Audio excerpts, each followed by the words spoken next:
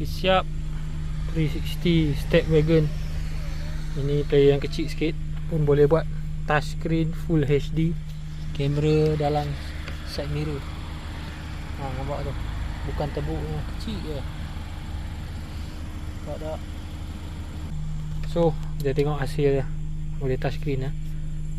First kali kalau nak on, boleh tekan kat sini. Dah tekan kat sana, boleh touch sini pula. Tu.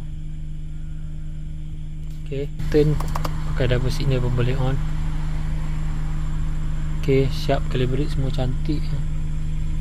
Memang cun. Kiri kanan tayar semua nampak.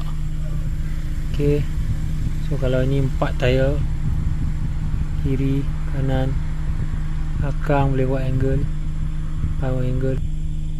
Tapi biasa kita akan buat lah bila masuk pakai sofa, apa panggil, pendrive je. Okay, siap.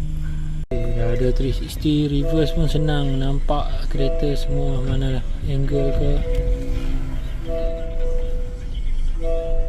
Gambar sangat terang lah.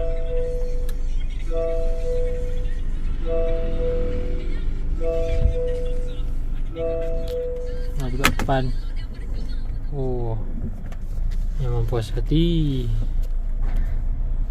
Siap.